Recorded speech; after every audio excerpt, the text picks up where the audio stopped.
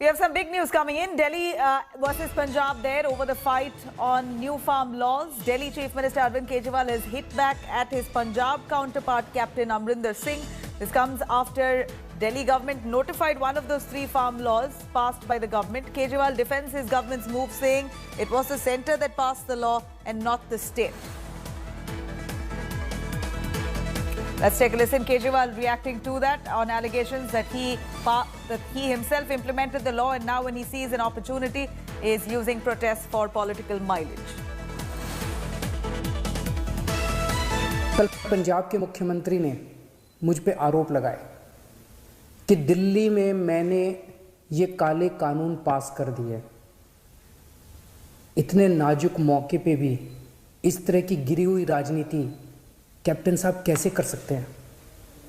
ये तो तीनों केंद्र के कानून हैं।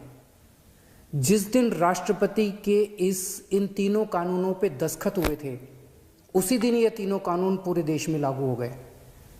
अब ये किसी राज्य सरकार के ऊपर नहीं है कि वो इन्हें लागू करेगी या नहीं करेगी। अगर राज्य सरकारों पे होता तो देश भर से किसान केंद्र सरकार से बात करने के लिए दिल्ली क्यों आते?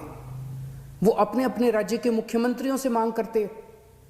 ये कानून केंद्र सरकार लाई है और कोई भी राज्य सरकार इन कानूनों को ना तो रोक सकती है और ना पास कर सकती है। अब सवाल ये है कि जब कैप्टन साहब को ये बात पता है तो फिर उन्होंने मुझ पर ये झूठे आरोप क्यों लगाए? इसका एक बहुत बड़ा कारण है। जब से हमने दिल्ली के 9 स्टेडियम को जेल बनाने से रोका है तब से केंद्र की भाजपा सरकार मुझसे बहुत ज्यादा नाराज है। केंद्र सरकार का पूरा प्लान था कि जब किसान दिल्ली आएंगे तो उन्हें इन 9 स्टेडियम में डाल देंगे।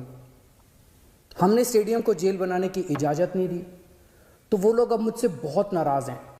Hi everyone, Preeti Chaudhary here. Hope you like this video. For latest news and analysis, like and subscribe to the India Today YouTube channel. And don't forget to press the bell icon to stay updated. Thank you for watching.